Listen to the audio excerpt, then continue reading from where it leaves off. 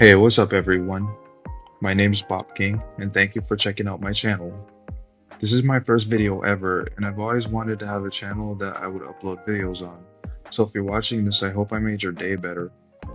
I want this channel to be a place where we can spark up interesting points and highlight retrospectives about gaming. I also hope you enjoy my gameplay, and I apologize if I'm not playing optimally. Now that we got the intro out of the way, I want to bring up what today's video is actually about. After the successful launch of Marvel Rivals back in December, with an astonishing 10 million players in only the first 3 days, it was clear to me that Overwatch was going to need a change, and fast. Let's take a trip backwards in the past. 9 years and 4 days at the time of making this video, at least to be specific. May 24th, 2016. A lot happened that year. I had just started freshman year of high school, knew rappers like 21, Lil Uzi, Juice WRLD, hell, even Playboy Cardi were new to the music industry. For those iPad kids and ADHD kids, fidget spinners and TikTok became a thing. But the one thing that my friends and I remembered most was the introduction of Overwatch and all the hype around it. I never got my hands on it personally, because we couldn't afford any consoles growing up. But I remember seeing my friends play it when I would hang out with them at their house. Point is, Overwatch blew up when it first launched. It was so successful that it got a heavily anticipated sequel. Fast forward to October 4th, 2022.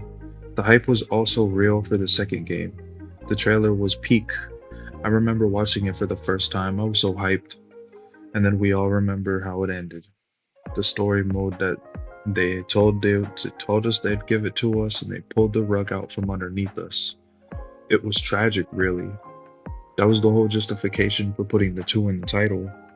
Only this time it didn't hurt as much since they made the game free to play. Now really fast forward to December 6th, 2024. The day that Marvel Rivals dropped. In only 3 days they had 10 million players. I even stopped playing Overwatch at this point. Yeah, I know. I followed the bandwagon. But to be real here, I had a great time. My main was Jeff the Land Shark. I like gobbling people up and spitting on that map. Recently, I've noticed a ton of quality of life changes in Overwatch, and I think most of the fans returned to playing it because of these changes. For example, the stadium mode. I found an article from Esports Insider that states, quote, "At launch, 17 heroes were available, with plans to expand the roster in future updates. Judging by the community reception and developer interviews, Stadium has been a massive success and could be Overwatch 2's best update since its inception." End quote. And the new hero Freya, as well as the new perk system they've got going on. It's clear that Overwatch has made these changes to clap back at Marvel Rivals. Let's now turn our focus to Marvel Rivals. As of now, I'm recording. They've got Season 2.5 set to release in 2 days from now on Friday, May 30th, with a new villain set to drop with it, Ultron. Not counting him, they've had 5 new characters released to the base roster from launch during Seasons 1 and 2. They were Invisible Woman, The Thing, Emma Frost, Mr. Fantastic, and the Human Torch. I just found it interesting that NetEase and Blizzard have been going back and forth with one another recently.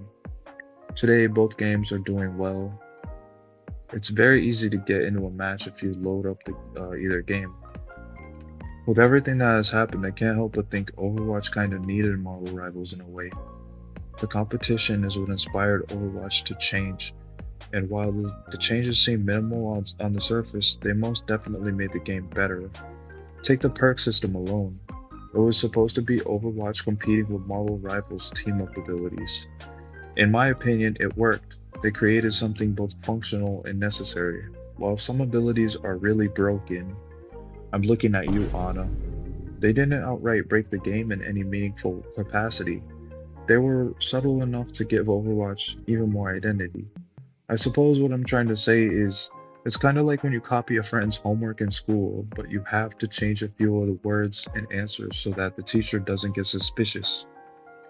Although, I suppose you could say the same thing about Team Fortress 2 and Paladins. Well, we all know how Paladins ended. Hopefully we can really get that story mode from Overwatch. I know they have that one that you could pay for, but that doesn't count to me. If Marvel Rivals adds some kind of story mode, that would be really funny though. Like kind of like they beat Overwatch to the punch, even though Overwatch had all the time in the world. They had all the time in the world to create a story mode. But if Marvel Rivals does it before them, I honestly wouldn't be surprised. I just can't wait to see how these games compete with each other in the future. I did take a look at the gameplay changes, like the buffs for the characters in Marvel Rivals for, season 2.5. I think it's worth talking about because it looks like they're making the dive comp less viable with the nerfs to Psylocke and Cap, with Cap having less health, reduced shield effectiveness, and he can't charge a shield with Thor, which means he can't get the movement speed boost from their team up anymore. And Psylocke's ult has been nerfed. Not really sure how I feel about it since I don't play either of them, but I'm sure like it's probably really annoying.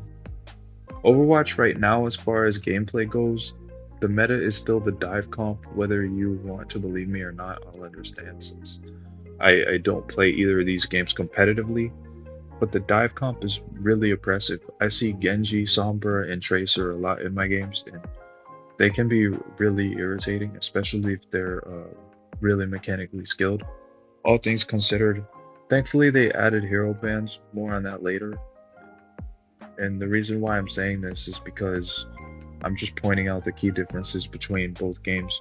And I think the reason why Marvel Rivals wanted to make the dive comp less viable is because they wanted to make their game just a teeny bit more different from Overwatch. Or maybe it's because they wanted to put the flying characters into the spotlight. I'll let that be for you to decide. My last point on why I think Overwatch was inspired by Marvel Rivals to change is the introduction of hero bans. Marvel Rivals had them at release, so it only made sense to have them. The main characters I see getting banned are Freya, Sombra, and sometimes cheese characters like Torb or Symmetra. Keep in mind I'm at low elo, so people don't like to shoot the turrets for some reason. I actually like the hero ban system since I'm a carry main. There's nothing worse than getting out of spawn only for a Tracer or a Sombra just to be camping, just waiting for me. Like they decide that, like they get to dictate whether I'm having fun in the game or not. I swear to you, they'll target me and only me for the entire game. Like they won't care about the point. They will go to whatever length it is just to make sure that I'm not having fun in the game. And oh yeah, Moira. I know I do see Moira a lot in low elo, but she's not inherently tough to take down. It's just she's annoying to deal with because she doesn't have to aim and I do. But Bob King, that's just a skill issue. Well, whatever. Alright, it doesn't it doesn't make Moira fun to fight against even if you say it's a skill issue. She's still annoying. She's still pretty fucking annoying. Before I end the video, I'd appreciate it if you like and subscribe. I'm trying to get this channel monetized, so I really appreciate that. Oh, and if you made it this far into the video, so I know that you're a real one, comment 999. Yeah, comment 999. Well, anyways, I will see you in the next video. I'm gonna try to upload every day. I'm gonna try to upload every single day to this channel, and that was just what I wanted to talk about today. I just wanted to mention like Overwatch kind of needed Marvel Rivals for something. Like if you really think about it, they didn't really, okay, I'm just rambling, but they didn't really change much until now, really. I mean, they've got these collabs and stuff. Did y'all see the collab with whatchamacallit, Street Fighter? They got like a million different skins for Kiriko now. I'm not complaining though. Like I'm not complaining. Kiri is probably the best character in the entire game. I'm not even gonna lie to you. Like, no cap, Kiri is probably the best. She's probably the best character in the game. Anyways, just like, comment 999, and like, subscribe. I'm repeating myself. I'm gonna shut up now. I will see you in the next video.